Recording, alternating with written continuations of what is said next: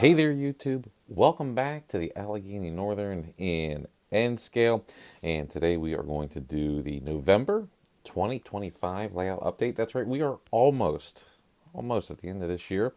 And it's been a big year in the hobby. It's been a big year in the world. It's been a big year everywhere. So we'll get to that stuff probably here in the next couple of episodes. We'll do a wrap up of the year. And I like to start every new year off with a layout tour. So from beginning to end, kind of introduces the new members to the whole layout. That way you can kind of see the scenes a little bit better and kind of lay out where we're going for the year. So stay tuned for that. It's going to be, well, there's only going to be this episode and probably 3, maybe 4 left, and then we're there. So I'm up in the workshop right now, and yeah, that's right. This hobby, I think some of you know, actually spans multiple levels and multiple rooms in the house. So the workshop moved upstairs basically because the layout took out the entire basement, and then sitting behind me on the floor, still in its boxes, is the 3D printer and the washing cure station, and then a whole lot of resin because. Yeah, well, apparently my calculations on resin from metric to U.S. Standard was a little off. To be fair, I didn't actually calculate it. I went, it's probably close to this, and I never really thought about it. So anyway, we are going to be printing for a while. So I've been learning the software in the background. That's taken a lot of time away from modeling because, well, I'm trying to learn the 3D programs. And I've got a very extensive background in CAD and Revit, and for those of you who know what those programs are, they're drafting programs. And so I thought this would be easier, but it's helping a little bit, but it's a totally different set of programs that I'm using, and they are not the same. Although the one does have AutoCAD commands on it, which makes it a little bit easier. But anyway, okay, so what I have been working on, and actually I've been just enjoying the absolute hell out of, is we'll call it a craftsman's kit. It's all wood that you pretty much get these wood strips, and so it's not laser cut. You pretty much have to cut yourself. So you get you sort of get little pieces left over and whatnot, but it's coming together very, very nicely. This is going to be a pier. It's not going to be that high, obviously. I just didn't bring it down to the layout to see exactly how high it needed to be, so I made it as high as it could be, realizing that this is going to be sitting on a sloped piece of ground. So some of these are going to be a little bit shorter, but I want to get it assembled and put together, and then I will cut it, mark it and cut it to size once it gets down to the layout. But it's just a little wharf building, and I'm pretty stoked about it, to be honest with you. It's been a ton of fun to build, so I'm really enjoying it, and it just needs cleaned up a little bit. Obviously, you can see that there's a bit of a gap there under the building the way it's sitting, but it's okay. It's not ready to go. It hasn't been painted yet or anything like that. I got some 3D details there I got to work on. The instructions are very, very basic, so I've kind of been using the pictures to kind of guide me through it. I mean, obviously the walls go where the walls go, things like that, but been an absolute just joy to put together, really having fun with it. It's taking a little bit of a time, and I've got 3 more of these models, and I'm probably going to need a handful more of them to finish the scene. And then I realized that because these buildings are all going to be sitting sort of in a little marshy area, that I'm going to have to build piers to put them all together and sort of get you from one building to the next building.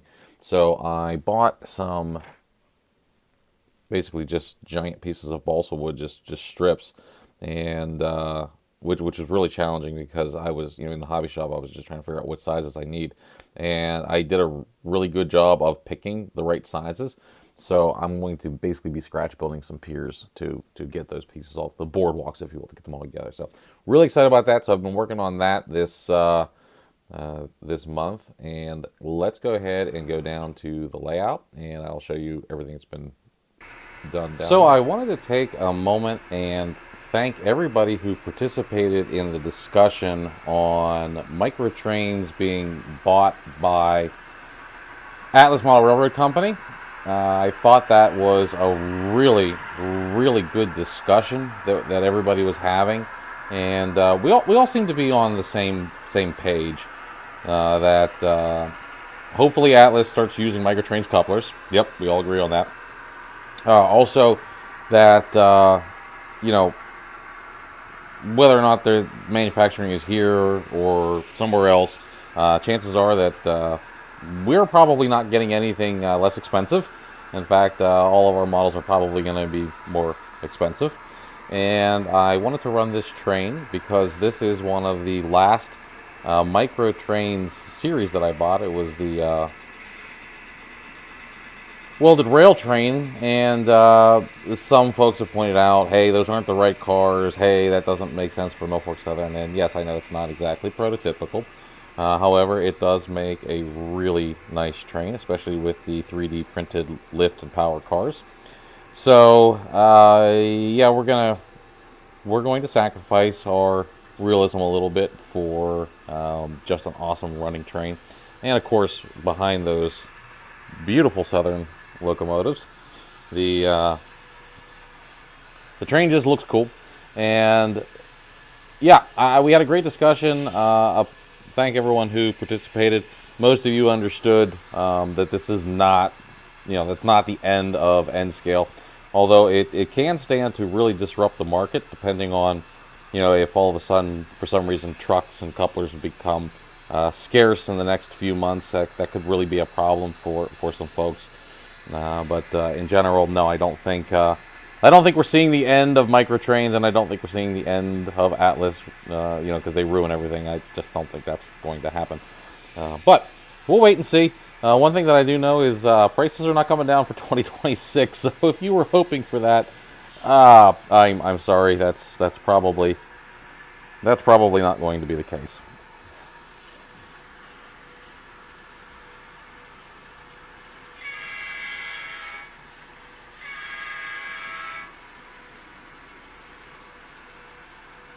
And yes, those are scale trains locomotives, in case you were wondering.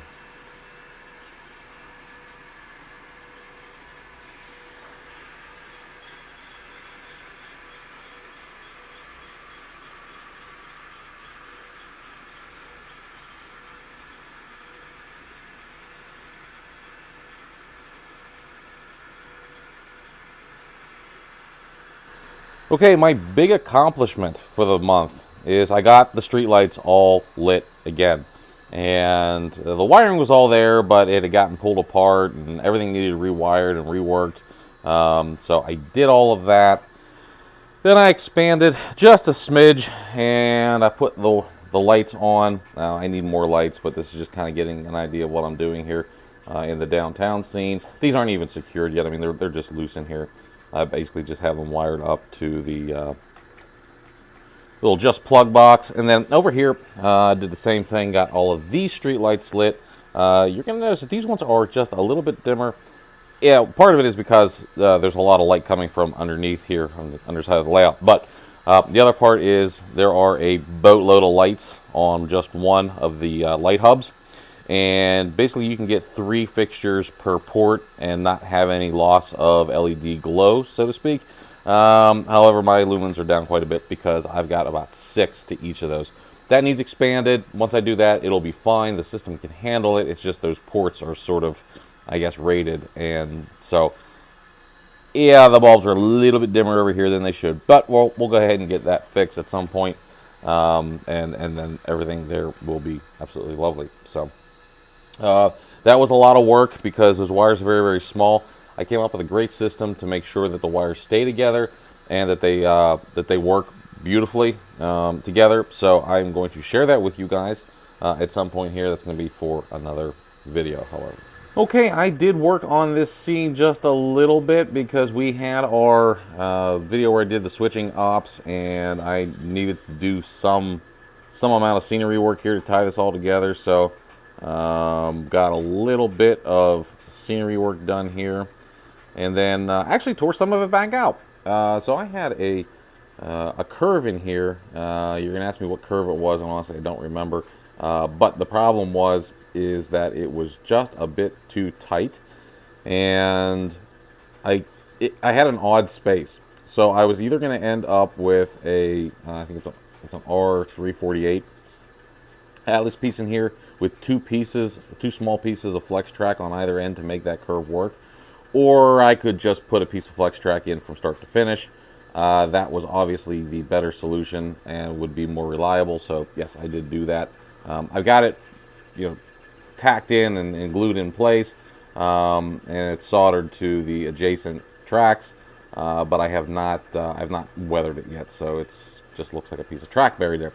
And ran some trains over it. Works a whole lot better, and I'm going to show you the issue I had shortly here. I also cleaned up this scene just a bit and made that hillside look a little more respectable, made this area look a little bit better, brought the signal in. So, yeah, I've been working on those signals, I know, forever. I went hot and heavy with them before the layout expansion, so it's been about a year, and I just haven't had the time or the resources to put into actually buying the controlling components. I know what I'm going to use, but I just haven't done it, and I haven't figured out how I'm going to sort of interlock them all. There's a lot of things I need to figure out. Just haven't gotten there yet, so this is sort of where we're at. We're just placing the signals as we go. But I did get this little bit of scenery done here, and it looks a lot better. Plus, I got to use some of the trees that I've had sitting in storage, so that's helping out too. I was getting tired of looking at this scene just being an absolute shit show, and so I cleaned it up. I cleaned it up by putting down a boatload of Sculpt-A-Mold. That's not actually Sculpt-A-Mold, it's Celluclay. It's a similar product.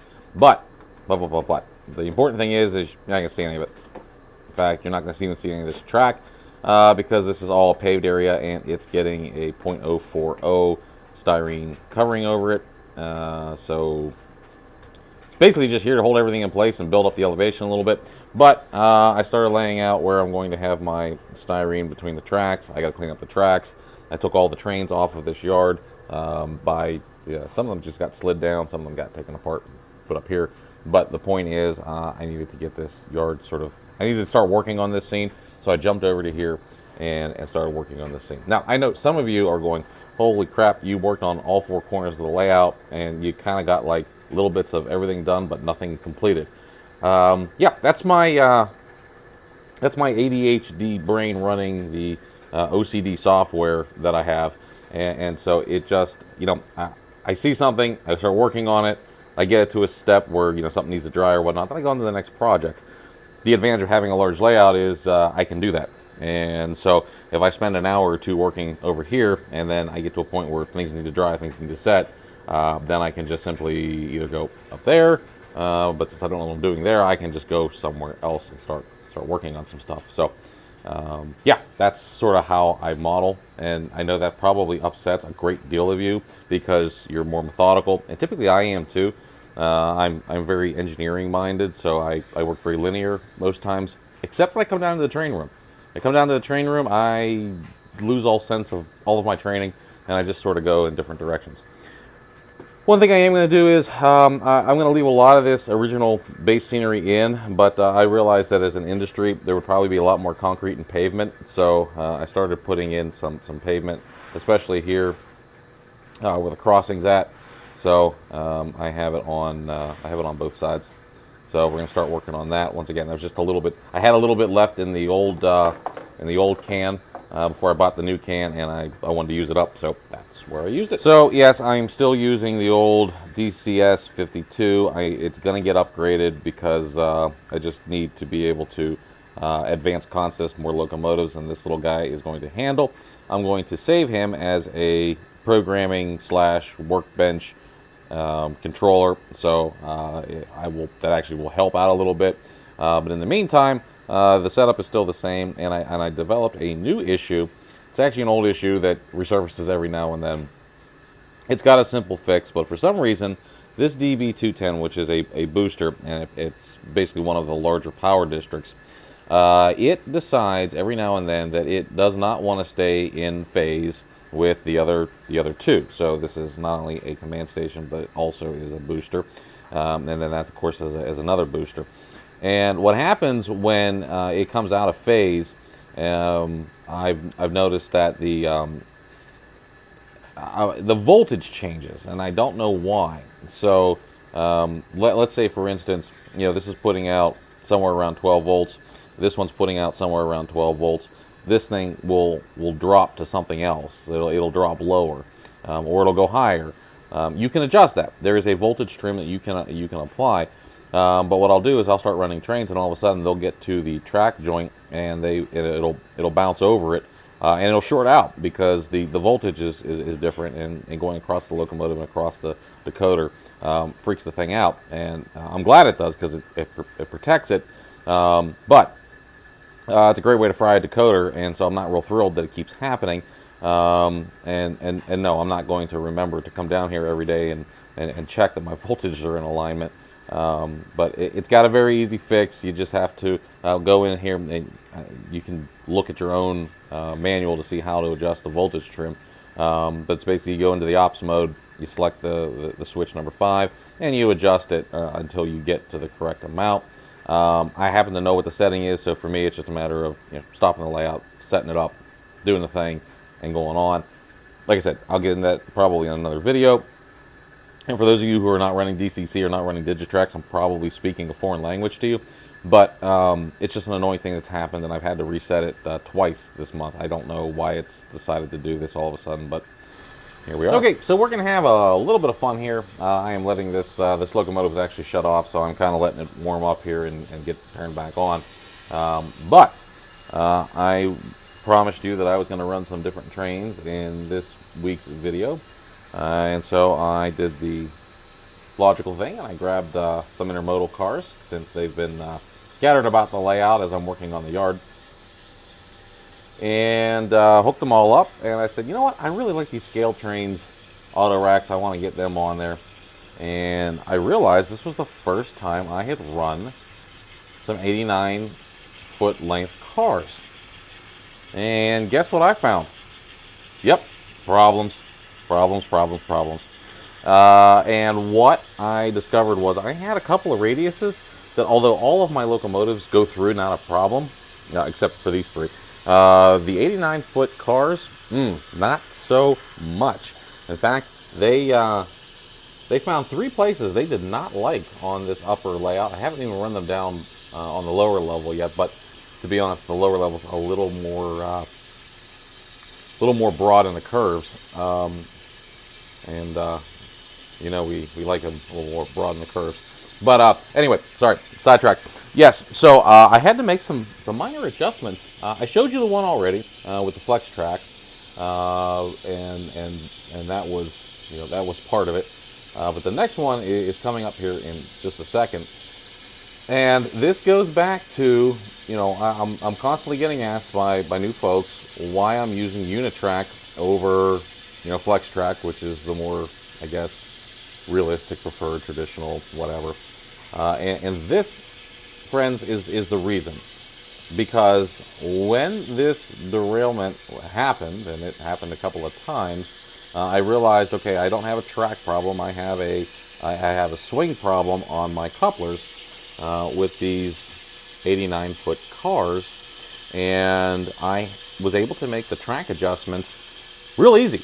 Because I was just able to remove the sectional track and take out the curve that the cars didn't like, and put everything back together. It took 20 minutes. 18 of it was looking for the piece of the track that I needed. And so my track's a little bit different here. There's one little missing S bend, but 2 things happened with that. One, now I've got a really nice, gentle curve, so watching those auto racks and big locos go around it is awesome, right? Yep, okay. My trains don't come apart and roll over, and got a nice big space to put something here. So a couple of you guys had thought about maybe some farmers fields. Looks a lot more enticing for that kind of setup here now that I got this nice big old space to do it. So just out there, tossing some options around on that. Now the other thing These locomotives have, before they kind of went to the scale trains compatible coupler, they've got a really nice, realistic looking coupler, very close coupler, looks fantastic, operates not so well on tight curves. So if you'll notice right there, see that black coupler? Yep, that is a long shank micro trains coupler that I had to put in there so that this NS unit would not rip this auto rack right off the track. And I'm going to do a little video on that because it's something that I think causes a lot of people frustration because they don't understand why they're getting a derailment. I knew why I was getting a derailment, but fixing it was a little bit of a challenge, and I'll show you why here. Okay, so I got one of these locomotives flipped over so you can see the underside there where the coupler is going in there. Once again, this is, if you've got nice broad curves, this coupler is no problem at all, but so I've got some tighter curves in a couple locations. It is a problem. That coupler box looks like a microtrains, functions like a microtrains, not a microtrains, and it's not sized like a microtrains. So if you go and you assemble a microtrains coupler and try to shove it into that through the pilot, it is not going to fit. However, what's really cool is you absolutely can get a microtrains coupler to fit inside the box, the coupler box on that locomotive. And so for that little guy over there, that is exactly what I did. I just simply put the microtrains coupler inside the whatever brand they have on their coupler box, and it worked like a dream. So if you're in that jam, try that method. Now I got to be honest with you, I was taking an awful lot of time this month, coming home from work, pretty much angry at the world for whatever reason or another. So I was just running trains this month, and other than finding some errors that needed corrected, it was fun just to run trains and enjoy watching some trains roll around the layout. So don't forget to take some time and do that on your own layouts. It's absolutely worth it. Okay, I was going to take the big boy out of service for a little while and put another set of locomotives in charge of Rexy's train, but I decided that I'm not done running this model. It has pretty much been a staple in all of my videos since it came out. It was my first steam locomotive, and I absolutely love everything about it. So sorry that train didn't get changed out yet. Just having a hard time saying goodbye to it for a couple of videos. But a few videos back, one of the viewers finally called me out on my bullshit and said, what is going on with Rexy? Why does she not have any straps holding her to that flat car? What is going on? Okay, I have been meaning to make a project out of that for freaking forever, okay? Just a long time. And sort of detail out that flat car, which is a basic, I think it's a Bachmann flat car. And sort of put straps on her and everything else, and I haven't done it yet, and I'm going to do it. So that's going to probably be one of the first projects for the 26 season. But yes, just want to let you know that for all those of you who have been like, why is that like tack stuff underneath her, and why don't you have it detailed? I know, I'm going to do it. That car is going to be permanently hers, as it pretty much already is. So once again, I was called out on my bullshit. I knew it was out there, and I'm just going to fix it because, yeah. So for those of you who are upset about that, I'm doing it, okay? I'm going to do it. Okay, so now we're at the part of the video where I tell you what is coming up in the next month. Well, I can tell you what's coming up in the next month. Christmas, New Year's, a lot of holiday stuff, a lot of family stuff. Probably going to be some train time, not going to be a lot of train time, so we'll see where we get to. But out of the projects that I have scheduled, I would like to get a little bit of this plaster covered up with the styrene. And, I actually forgot to show you because I have been, walk with me here for a minute, I have been working on this port just a little bit more than other stuff. So I have I'm 3 tracks deep with my future concrete, and I started with this technique. I think I talked to you guys about, basically using decals for the concrete texture. Fun, works. Don't know if I'm going to do the whole thing that way. I've got another technique I want to try just to see how it looks. So stay tuned for that. We're gonna keep working on that. I am going to start working on this particular scene right here. This is the smallest of my realistic water pours, so I want to get the scenery done here and then start working my way across where the marsh is going to be. Not how far I'm going to get, but we're going to start working on that. And then if you just walk with me here again. Now, let's take a pause here and watch these guys roll around again. I know the paint scheme is basic, but tell me those aren't sharp-looking locomotives.